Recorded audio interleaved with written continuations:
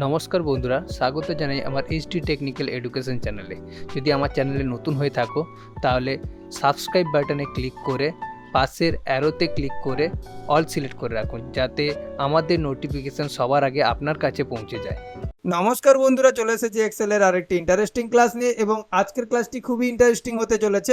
তোমরা দেখতে পাচ্ছ একটা অ্যাটেন্ডেন্স শিট আমার এখানে রেডি করা আছে এবং সেখানে কিছু এমপ্লয়ি নাম্বার দেওয়া আছে এবং পরপর সাপ্তাহিক ওয়াইজ একটা ডেটা দেওয়া আছে এবং তাতে কিছুজন অ্যাবসেন্ট হয়েছে, কিছুজন প্রেজেন্ট হয়েছে। তো আমি চাইছি যারা প্রেজেন্ট হয়েছে তাদের টোটালটা এখানে টোটাল পির ঘরে বসাতে এবং যারা অ্যাবসেন্ট হয়েছে অ্যাবসেন্টের সংখ্যাটা টোটাল এর ঘরে বসাবে। কিন্তু এটা আমরা নর্মালি কাউন্টিং ফর্মুলা দিয়েই করতে পারবো, কিন্তু আজকে আমি তোমাদেরকে কাউন্টিং ফর্মুলার সঙ্গে এক্সট্রা কিছু দেখাবো ট্রিক্স, যার সাহায্যে কিন্তু এই কাউন্টিং ফর্মুলাটাকে খুব সহজে আরো কুইকলি ব্যবহার করতে পারবে। তো তার জন্য আমি তোমাদেরকে নর্মাল কাউন্টিং ফর্মুলা দিয়ে প্রথম দেখিয়ে দিচ্ছি। জাস্ট ইকুয়াল দেবো, ইকুয়াল দিয়ে কি করব, কাউন্ট ইফ ফর্মুলাকে কল করলাম এবং ব্র্যাকেট শুরু করলাম, তারপর রেঞ্জটাকে সিলেক্ট করে নেব। জাস্ট যেই রেঞ্জটার মধ্যে আমি ক্যালকুলেশন করতে চাইছি সেই রেঞ্জটাকে সিলেক্ট করে যদি কমা দিয়ে ডবল কোটেশনের ভেতরে আমি কাকে খুঁজতে চাইছি, পি কে, তাহলে আমি পি দিয়ে দিব এবং ডবল কোটেশন শেষ করবো। এখানে পি কে ডবল কোটেশনের ভেতরে রেখেছি কেন, কারণ পি হচ্ছে একটা টেক্সট।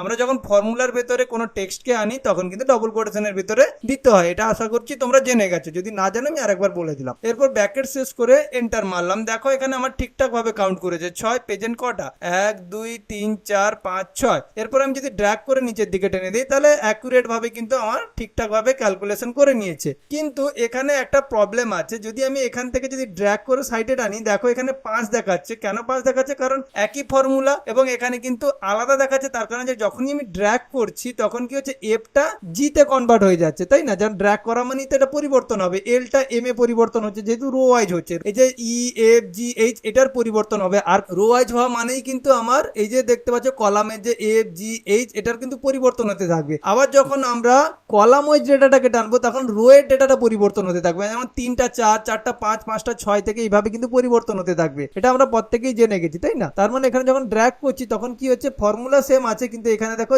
G3 থেকে M3 মানে টোটালের ঘর পর্যন্ত চলে এসেছে। এবং এখানে যদি আমি এ করে দিই, পিটাকে কেটে, কারণ যেহেতু আমি অ্যাবসেন্টের ঘরটাকে ক্যালকুলেশন করতে চাইছি, তাহলে কিন্তু এখানে অ্যাকুরেট দিচ্ছে। কেননা প্রথম পিটা তো আমার পি আছে না প্রথম ঘরটায়, কারণ প্রথম ঘরটায় তো আমার পি আছে, তাই না? দ্বিতীয় থেকে যেহেতু আমার এ আছে তাহলে ঠিকঠাক ভাবে কাউন্ট নিচ্ছে। যখনই আমি ড্র্যাগ করবো কোথায় ক্যালকুলেশনটা ভুল দেখাবে, যখন আমার প্রথম লাইনে এটা থাকবে। দেখো এখানে এ আছে, এখানে এ আছে, দুটো আছে, কিন্তু এর সোজাসুজি দেখো 1 দেখাচ্ছে, তাই না? এই প্রবলেমগুলো ফেস করতে হচ্ছে। তার জন্য কি করতে হবে, আমাদেরকে লক করতে হবে। কিন্তু তুমি বলবে যে না, আমরা তো নর্মালি কি করব, এখানে এসে এই জায়গাটা আরেকবার রেঞ্জ সিলেক্ট করে নিতে পারি। এইভাবে কি করবে, আরেকবার রেঞ্জ সিলেক্ট করে নেবে এবং এটাকে রেখে এন্টার মেরে তুমি যদি ড্র্যাগ করো তবেই কিন্তু অ্যাকুরেট আসছে। দেখুন এখানে দুটো এ, এখানে 2 কাউন্ট করছে, ঠিকঠাক ভাবে কাউন্ট করছে। কিন্তু এটা যদি আরো বেশি সংখ্যক থাকে, সাপোজ এর মধ্যে আরো ক্রাইটেরিয়া থাকলো, অ্যাবসেন্ট আর প্রেজেন্ট ছাড়াও আরো কিছু হাফ টাইমের জন্য এইজ লেখা থাকলো, সেক্ষেত্রে তুমি সেগুলোকে কাউন্ট করবে কি করে, এক একটা করে ফর্মুলা দিতে থাকবে। দেওয়াই যেতে পারে অবশ্যই, কিন্তু আমার কাছে এর থেকেও সহজ ট্রিক্স আছে যার সাহায্যে কিন্তু আমরা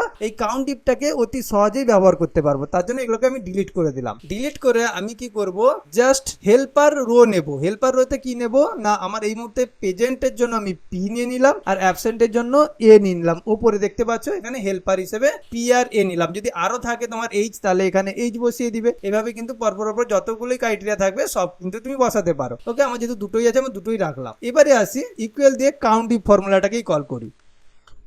কাউন্ট ইফ ফর্মুলাকে কল করলাম এবং ব্র্যাকেট শুরু করে প্রথমত আমি রেঞ্জটাকে নিলাম। এবার এই রেঞ্জটাকে নেওয়ার পরে এখানে যেহেতু আমাকে ড্র্যাগ করতে হবে সাইড ওয়াইজ ড্র্যাগ করলে কিন্তু আমার কি চেঞ্জ হবে, এফটা জি, এলটা কি হবে, এম এ কনভার্ট হবে। সেক্ষেত্রে আমি সাইড ওয়াইজ করার জন্য আমাকে কিন্তু এই জায়গাটাকে স্থির রাখতে, কোনটা, এফ আর এল, কারণ আমার তো সব রেঞ্জ এর মধ্যেই আছে।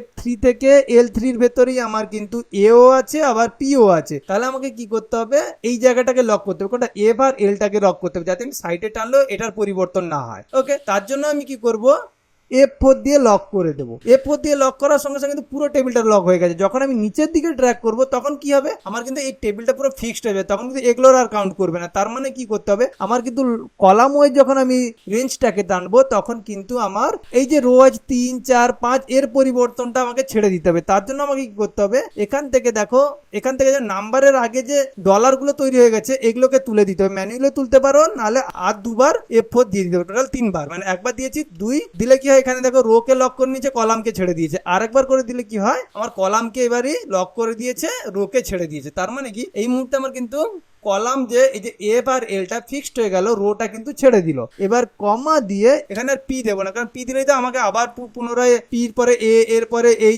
ফর্মুলা আমি ইউজ করতে চাইছি না। তার জন্য কি হবে, এইখানে যে পি যেখানে লিখেছে সেটাকে সিলেক্ট করে নেবো। এইবার এখানে যখন আমি সিলেক্ট করলাম, যখন আবার নিচের দিকে ড্র্যাগ করব তখন কি হবে, পির পরিবর্তে এখানে কি হবে, টোটাল পিতে চলে আসবে, আবার নিচের ঘরটাকে চলে আসবে। তাহলে এখানে আমাকে কি লক করতে হবে, আমাকে এখানে নাম্বারটাকে মানে রোর ঘরটাকে লক করতে হবে, এই নাম্বারটাকে লক করতে হবে। বুঝতে পেরেছো? কারণ আমি নিচের দিকে টানলে এটার কোনো পরিবর্তন হয় না, পরিবর্তন হয় রো। তাহলে আমি কি করব, এই ওয়ানটাকে লক করার জন্য F4 একবার ক্লিক করব, আর একবার F4 ক্লিক করব, এবং দুবার F4 ক্লিক করলে কিন্তু রোটাকে লক করছে, কলামটাকে ছেড়ে দিচ্ছে। ক্লিয়ার হয়েছে? এক্ষেত্রে কিন্তু আমি যখন এদিকে ড্র্যাগ করব তখন কিন্তু এমটা এনে কনভার্ট হবে। তার মানে কি এমটা এনে কনভার্ট হবে মানে এতে চলে যাবে, তার মানে আমার টোটাল এর ঘরটাও আমার অটোমেটিক্যালি সিলেক্ট হয়ে যাবে। এরপরে ব্র্যাকেট শেষ করছি এবং এন্টার মারছি, আমার ঠিকঠাক কাউন্ট নিচে। এবারে ম্যাজিক দেখো, জাস্ট ড্র্যাগ করলাম ঠিকঠাক ভাবে নিচে। আমি যদি আবার সাইটে করি তখন কি হয়, আমার সাইটে অটোমেটিক্যালি 1 নিয়ে নিচ্ছে, আমাকে আর ফর্মুলা বসাতে হচ্ছে না। এর ভেতরে ফর্মুলাকে আবার ক্লিক করে এখানে কোনো কিছু পরিবর্তন করতে হচ্ছে, কিছু পরিবর্তন করার কারণ এখানে দেখো এনে পরিবর্তন হয়ে গেছে, এনে মানে এতে চলে এসছে অটোমেটিক্যালি। আর তোমার এখানে যাই ক্রাইটেরিয়া থাকুক না কেন, সব ক্রাইটেরিয়া তুমি বসিয়ে যদি ড্র্যাগও করতে থাকো, সব কিন্তু অ্যাকুরেট ভাবে ক্যালকুলেশন নেবে। এরপরে আমি ড্র্যাগ করে নিচ্ছি, এরপরে দেখো কোনো ভুল নেই। দেখো এখানেও দেখো প্রথম ঘরে এ আছে, দ্বিতীয় ঘরে এ আছে, 2, দেখো সঠিকভাবে 2 কাউন্ট নিয়েছে। তো আশা করছি বুঝতে পেরেছো, তাই না? এবং যদি রো আর কলামের এই যে আমি লক সিস্টেমটা তোমাদেরকে বোঝালাম, যদি না বুঝতে পারো তাহলে কমেন্ট করো কোন জায়গাটা বুঝতে পারছো না। তাহলে কি হয়, আমি এর উপরে আবার ধীরে ধীরে একটা ছোট্ট ভিডিও আনার চেষ্টা করবো, শর্টস আনার চেষ্টা করবো, তোমরা দেখে নিতে পারো। আশা করছি এই জিনিসটা তোমাদের ক্লিয়ার করাতে পেরেছি। আজকের ক্লাসটি যদি ভালো লেগে থাকে অবশ্যই চ্যানেলটিকে সাবস্ক্রাইব করো। অসংখ্য ধন্যবাদ, বাই।